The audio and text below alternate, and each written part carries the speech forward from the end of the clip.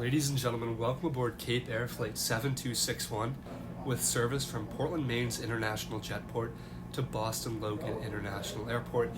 This is a super fun route that I've actually never flown before. It's operated by Cape Air aboard a Cessna 402 aircraft, which is a light twin-engine aircraft, weighs in at a dry weight of just over 4,000 pounds. The Cessna 402 can seat about 9 passengers with 2 pilots up front for a grand total of 11 people aboard. Today we only had 2 pilots up front and 6 passengers, so the back row was folded down to accommodate some of our extra carry-on baggage that all of us brought aboard. Now, because the 402 is a very light aircraft, weight and balance is obviously extremely important. So I'll go into a little bit more depth later in the video about how Cape Air manages all the weight and balance for these flights. Now I'll give you a little bit more information about the flight before we walk out to the aircraft that's waiting for us on the ramp here this morning. This is just a short 45 to kind of 50-minute long flight from Portland down to Boston. I'm actually sitting on the left side of the aircraft in row 4, which is just next to the door that you use to enter the aircraft. But sitting on the left means that I've got a great view over the Atlantic Ocean for this beautiful early morning sunrise. So stay tuned for some spectacular footage on this flight down to Boston. So we're going to take off this morning on runway 29 at Portland International Jetport. That's going to take us west for a little bit, obviously tracking west there before we turn down to the south and kind of just follow along the coast before overflying the North Shore in Massachusetts and then descending in to land on runway 22 left at Boston Logan. Now, I don't want to talk through this whole experience. I want you to feel like you're there in the aircraft flying with me. So I'm going to let the footage roll and I'll hop back in once we're at cruising altitude just to give you a little bit more on my thoughts about this experience and about flying aboard this very unique Cessna 402C aircraft. Just put your bags on there and then I'll call your name. Oh, be careful, it is a little slick out there. It's much less alive. Yeah, oh yeah. And Aaron and...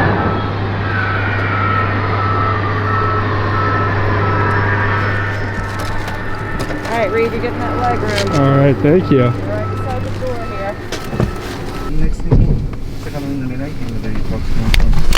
Please enjoy your flight. If you have any questions, here the briefing card available in front of you.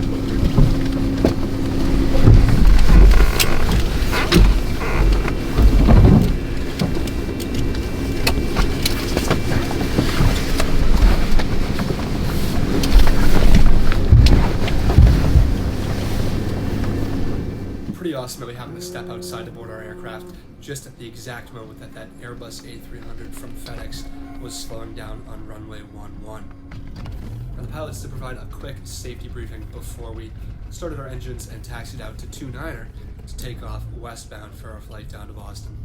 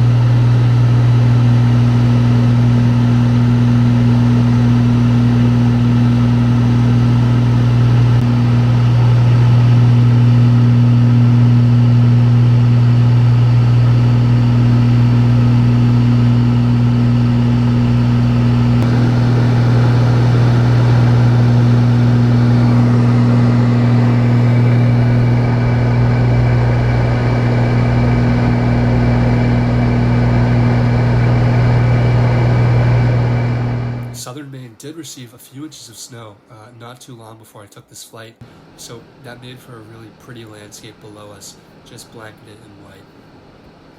Now, not only was the snowy landscape just beautiful, but the sun was rising at the same time to the east, over the coast, over the Atlantic, which made for double trouble, double prettiness, and it was just absolutely gorgeous.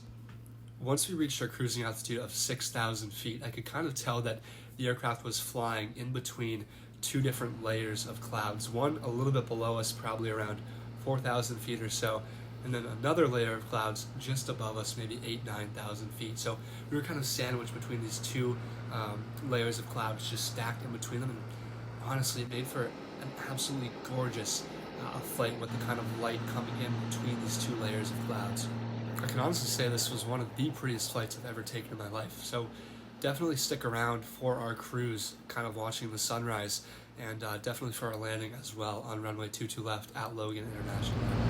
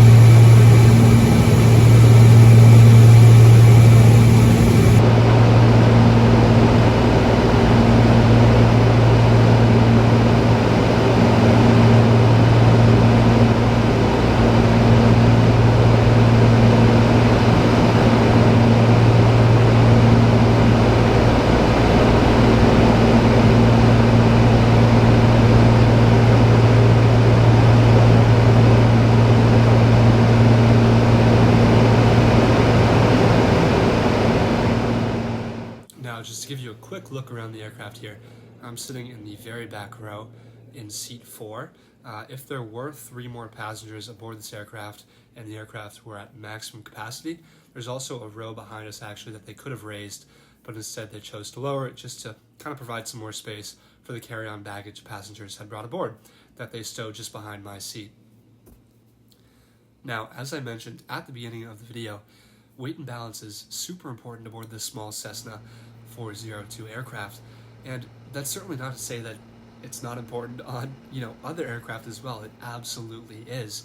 But aboard an aircraft like this that has a really short chord, it's really important to make sure that the weight is properly distributed along the length of the aircraft. So when I checked in Portland this morning, I actually had to give my weight to the station agent so that she could determine where people should sit aboard the aircraft, just to make sure that the aircraft is properly weighted and balanced.